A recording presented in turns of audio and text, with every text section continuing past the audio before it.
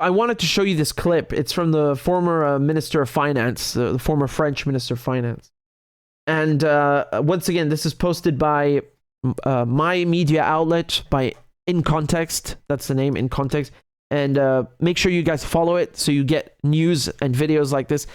It's a marvelous a clip. You know, I was going to interpret for you because I speak French fluently, but it's a couple of minutes long. So we got the subtitles on there, and let's take a look at this clip. It's very, very good.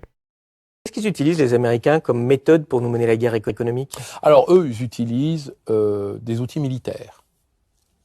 Ils utilisent d'abord tous les systèmes d'écoute de renseignement qu'ils ont bâtis à l'occasion du 11 septembre 2001. Donc, ils écoutent pas les terroristes, ça, ils le font certainement et c'est très bien. Ils ont été créés pour ça. Mais ils écoutent les entreprises concurrentes. Donc, c'est très simple. Ça c'est apparu en 2014, quand Snowden a révélé qu'il y a eu 75 millions de conversations et de mails qui avaient été exploités par la NSA sur la France et les entreprises françaises. Quand Pierucci, un homme qui devrait porter la Légion d'honneur aujourd'hui parce qu'il a défendu la France plutôt que son intérêt, en acceptant de faire 2 ans de prison injustifiée dans les geôles des États-Unis, dans l'affaire Alstom, c'était un des cadres d'Alstom. Il s'est sacrifié à la place de Cron, pendant que Cron vendait Alstom aux Américains. Et M. Pierucci, quand il a été placé en garde à vue à Manhattan par le procureur, ils lui ont mis sous le nez 1 million de mails. Comment ils ont eu 1 million de mails? Par des écoutes illégales. 1 million de mails. Il fallait 3 ans à un avocat pour les lire. Donc, ils ne pouvaient pas se défendre. Voilà. Donc ça, c'est les outils militaires. Deuxièmement, ils ont ce qu'on appelle les outils du droit extraterritorial. C'est-à-dire... I'm going to let him continue, but this is very important. Very important extraterritorialization of law, right? It's like the Assange case, how the Americans basically take their own laws and like the Espionage Act and try to impose it on journalists outside the United States. I mean, think of it if the Chinese were extraterritorializing their laws, how the Americans would react. And in any case, let's continue. C'est-à-dire que les Américains utilisent un droit qui est un droit impérialiste, qui consiste à se déclarer compétent pour des affaires qui ne les concernent nullement. Exemple, Alstom, un contrat entre l'Indonésie et une société française. Ils considèrent qu'il y a eu une infraction qui a été commise à cette occasion. 10 ans avant, ils poursuivent. Les États-Unis ne sont pas victimes. Aucune entreprise américaine n'était concernée dans ce dossier. Donc, en fait, ce sont les gendarmes. Ils s'auto-instituent gendarmes du monde en portant atteinte à des intérêts de souveraineté. Donc, ce sont des ingérences. Ils le font dans tous les domaines, et surtout économiques. Par exemple, ITAR. Intéressant, ITAR. Ou EAR, vous avez ITAR. International Traffic Arm Regulation. Ça veut dire que les États-Unis ont fixé une liste de 22 000 composants sur lesquels ils s'octroient le droit d'autoriser ou non l'exportation par une puissance étrangère. Exemple, vous achetez un vernis à mettre sur l'aile du Rafale, qui est sur la liste ITAR, parce qu'on ne le produit pas en France, on le produit aux États-Unis ou je ne sais pas où ailleurs. Il s'autorise, à cause de ce composant unique, le droit de dire vous avez le droit d'exporter à tel pays, tel autre, mais pas à celui-là parce que c'est un ennemi des États-Unis d'Amérique. Je sais que ça me fasse pour que ce soit les ennemis des États-Unis d'Amérique. Moi, les ennemis de mes alliés ne sont pas forcément mes ennemis à moi. Exemple, ils ont interdit l'exportation de Rafale à l'Égypte sur l'ITAR. Ah bon, et pourquoi? Donc, quelle est l'urgence sur les 22 000 produits? Faut les reproduire en France ou en Europe. Les pays alliés qui, eux aussi, sont victimes d'ITAR. Just so you know what Rafale is, it's a French fighter jet. Okay, in case that wasn't obvious, Rafale is a French fighter jet. Ça, c'est une politique souveraine. Je peux vous parler du American Patriot Act 2001, 11 septembre. Qu'est-ce qu'ils font?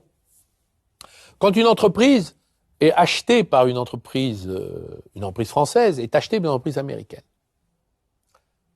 l'administration américaine dispose du pouvoir unilatéral de demander toute information sur l'entreprise contrôlée majoritairement par une entreprise américaine. Parce qu'elle est dans le champ de l'exploration. Donc toutes les informations, les brevets, les technologies, les gens, sans aucune motivation et sans autorisation judiciaire. Donc c'est des perquisitions illégales. C'est pour ça que dans l'affaire de la prise de contrôle des robinets qui équipent nos sous-marins nucléaires et nos centrales nucléaires, je suis intervenu en disant il est hors de question que c'est les robinets Sego qui sont fabriqués à Mency dans l'Essonne. Il est hors de question que cette affaire passe sous contrôle américain. C'est une entreprise qui est contrôlée par les Canadiens. Les Canadiens n'ont pas de droit extraterritorial. C'est pas gênant de travailler avec les Canadiens. D'abord parce qu'on a des marchés en commun, que c'est un pays ami, francophone aussi. Donc, il n'y a pas de problème. Mais les Américains, c'est différent, puisque eux sont des prédateurs. C'est la raison pour laquelle je dis il est hors de question que Sego, qui équipe nos sous-marins nucléaires, on donne des informations à une puissance étrangère. Parce que les Canadiens, ils n'ont pas le droit de le faire. S'ils le font, c'est du pénal. Mais les Américains, c'est la loi de le faire. Bon, alors là... There you have it.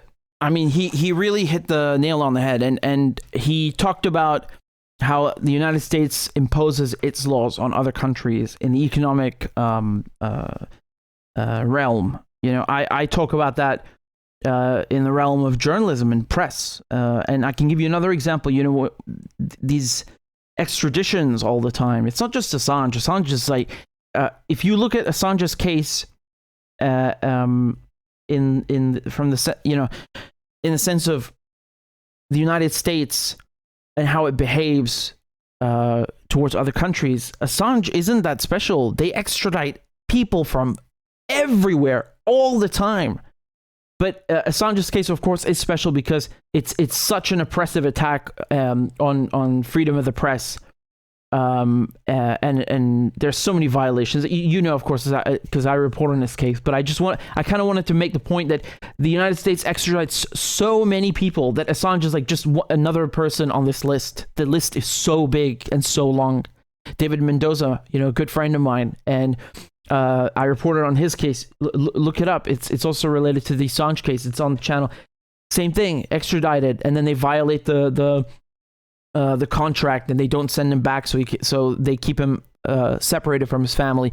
You know, John McAfee extradited as well, and he literally took his own life to avoid being extradited to the U.S.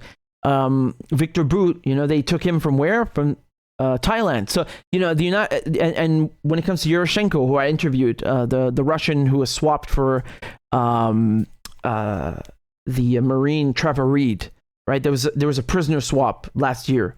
This is the prisoner swap that took place just before the basketball player, what's her name? Brittany Griner, right? She was the next one who was swapped for Victor Bout. Yushchenko, even though the United States has an extradition treaty with Liberia, they were just like, screw it. The DEA agents just kidnapped him. They tortured him, kidnapped him, took him to the United States, and then, you know, tried him with bogus.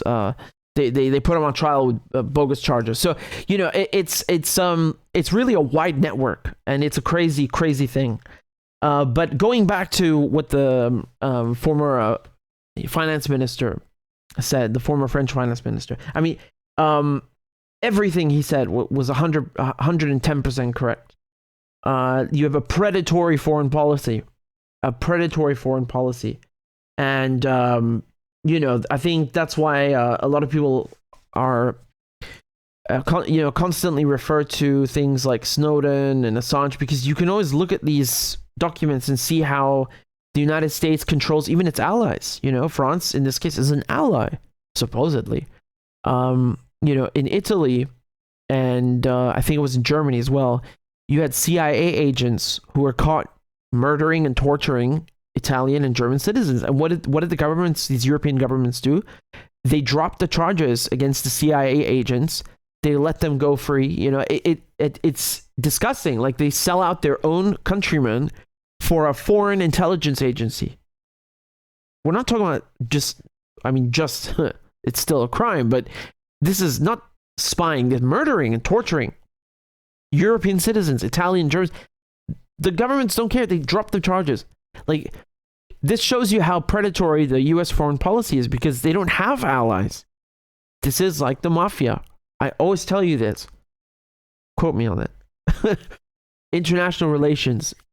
When we look at the U.S., they play international relations like the mafia, you know? And in many ways it is. It's politics. Politics is dirty no matter who we're talking about. The United States didn't invent politics or dirty foreign policy. But in this day and age, you know, we don't live in the 2nd century. We're not talking about Rome, we're talking about Washington. So, you know, the way they practice foreign policy, the way they do it, it is new, because, you know, the tools that they use, sanctions, extraditions, these things didn't exist back then. So, I mean, they did. I tell you, sanctions like siege warfare, but you understand what I mean. They've kind of re-implemented these strategies and adapted them to the technologies that we have today. And as he said, you know, they were spying on their own allies to get their military secrets. So the United States has no allies, and I wish European governments would wake up and realize this, because you've had the Nord Stream pipelines attacked, the Crimea Bridge. Well, you know, perhaps Crimea Bridge is not comparable to Nord Stream because it's not the same level of infrastructure and doesn't involve the continent. Fine, but let's say Nord Stream pipeline, the Crimea Bridge, the dam, the Kharkova Dam from today. These are public infrastructure. They're civilian infrastructure, and the worst one is Nord Stream. Why do the government say nothing? They know who did this. I don't care about Putin. I don't give a crap about the Russians. We're talking about European infrastructure, and the United States blew it up. Or let's say it's Ukraine. Let's say for a second that it really is Ukraine who blew it up by themselves, without any support. Okay, so why are we giving weapons to Ukraine? They just blew up our pipeline. Are you high? How do you justify arming this country that blows up our fucking gas pipeline? Are you mad? Nope, they say nothing. Shh. They tuck their tail between their legs and they say nothing, like goddamn poodles. These are our European leaders. These are the cowards. They are so treacherous. I mean, treacherous is a compliment, because their standard is so much lower than that. It's too good to call them treacherous. It's far worse than that. Far worse. And I'm not saying you shouldn't have good relations with the United States. No, we should. Every country should. But you cannot have so-called good relations when you are being bullied and spied on by a country that exports its laws and imposes them on you, that has a predatory foreign policy. This is not friendship. This is not mutual respect. This is this is basically submitting yourself to a foreign power, and this is calling it madness is not the right word. It's villainous. It's villainous, truly villainous and malicious.